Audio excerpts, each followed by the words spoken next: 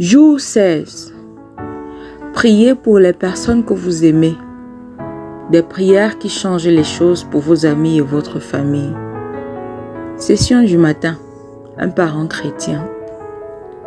Lisons ce passage. Il est écrit. Écoute Israël, l'Éternel est notre Dieu. Il est le soutien éternel. Tu aimeras l'Éternel ton Dieu de tout ton cœur, de toute ton âme et de toute ta force. Que ces commandements que je te donne aujourd'hui restent gravés dans ton cœur. Tu les inculqueras à tes enfants et tu en parleras chez toi dans ta maison et quand tu marcheras sur la route, quand tu te coucheras et quand tu te lèveras. Qu'ils soient attachés comme un signe sur ta main et comme une marque sur ton front. Tu les inscriras sur les poteaux de ta maison et sur les montants de tes portes. Fin de citation. Deutéronome 6, 4 à 9. Personnes pour lesquelles il faut prier. 1 personne, 2, 3, 4, 5. Faites la liste. Remerciez Dieu pour les familles. Deutéronome 6, 2 dit ceci. Et que tu respectes l'Éternel ton Dieu en obéissant toute ta vie à toutes ses ordonnances et à tous ses commandements que je te prescris. Ils sont pour toi, pour tes fils et pour leurs descendants. Ainsi, tu jouiras d'une longue vie. À maintes reprises dans l'Ancien Testament, Dieu choisit de s'occuper des familles et non des individus. Louez Dieu pour l'importance qu'il accorde à la famille. Remerciez-le ensuite pour cette famille particulière et pour la vie qu'elle mène ensemble. Ensuite, priez pour que ce parent apprécie tout d'abord l'amour pour Dieu. Verset 5, tu aimeras l'Éternel ton Dieu de tout ton cœur, de toute ton âme, de toute ta force. C'est Dieu et non nos enfants qui devraient occuper la première place dans nos cœurs. Priez pour que ce parent résiste à la tentation de faire de son enfant une idole. Et priez pour que leur amour pour Dieu enseigne à leur enfant une leçon importante, mais contre-intuitive. Tu n'es pas le centre de l'univers. Concentrez-vous sur les commandements de Dieu. Ces commandements que je vous donne aujourd'hui doivent être sur vos cœurs. Verset 5. Priez pour que ce parent garde les commandements de Dieu sur son cœur et dans sa tête tout au long de la journée. Son appel à être aimant, patient, altruiste, véridique, doux, maître de soi, pardonnant et repentant. Priez pour que ces qualités fassent la différence dans leur façon d'être parents dans toutes les tâches quotidiennes, l'école, la vaisselle, la discipline, le bain, le sport, etc. Le temps d'enseigner, verset 7, je cite, « Tu les inculqueras à tes enfants et tu en parleras chez toi dans ta maison et quand tu marcheras sur la route, quand tu te coucheras et quand tu te lèveras. » Priez pour que ce parent comprenne que sa plus grande responsabilité envers son enfant n'est pas de lui assurer une bonne éducation ou de développer ses talents, mais de lui apprendre que Jésus est le roi du monde. Priez pour que ce parent aide ses enfants à voir leur mission dans la mission de Jésus. Demandez à Dieu d'aider cette famille à commencer ou à maintenir des moments réguliers de lecture de la Bible et de prière ensemble. Une dévotion pour toute la vie. Verset 7. Et quand tu marcheras sur la route, quand tu te coucheras et quand tu te lèveras. Priez pour que ce parent trouve des moyens créatifs d'introduire Jésus dans tous les aspects de la vie familiale. Il peut être facile de donner l'impression que Dieu n'existe que le dimanche matin. Mais priez pour que ce parent montre la vérité. Toute la vie appartient à Dieu et chaque moment peut être utilisé pour l'apprécier et l'adorer. Session de la mi-journée. Une épouse. S'il vous plaît, le passage est long et nous ne pouvons pas le reprendre ici. Prenez simplement votre Bible et lisez-la avant de prier. Proverbe 31, versets 10 à 31. personnes pour lesquelles il faut prier. Faites la liste. 1, 2, 3, 4 ou 5 personnes. Louez Dieu. Verset 30. Il est écrit: la grâce est décevante, la beauté fugace. La femme qui revêt l'Éternel est digne de louange. Si cette femme est chrétienne, louez Dieu pour sa foi.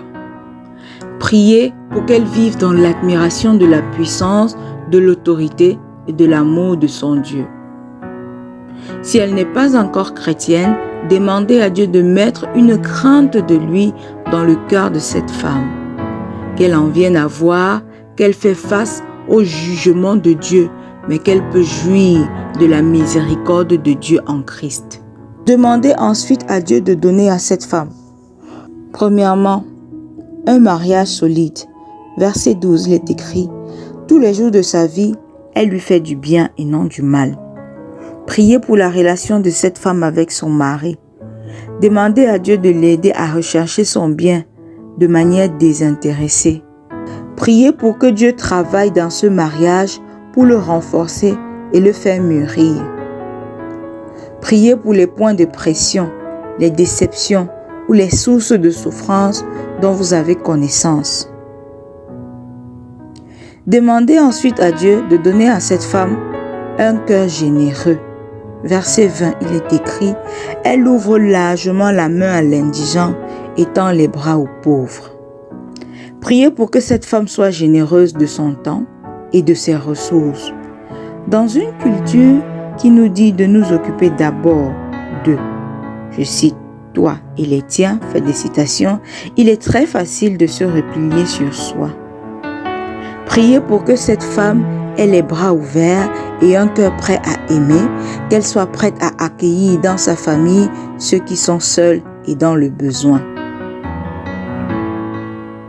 Demandez ensuite à Dieu de donner à cette femme un discours sage. Priez pour qu'elle soit une femme qui, je cite, parle avec sagesse. Fin de citation, verset 26. Demandez à notre Père de remplir sa bouche de conseils judicieux, de doux reproches, d'encouragements joyeux et de remerciements reconnaissants. Et demandez-lui de garder ses lèvres contre les paroles de ressentiment, de plainte, de bavardage ou de blessure. Demandez ensuite à Dieu de donner à cette femme une vie de famille bénie.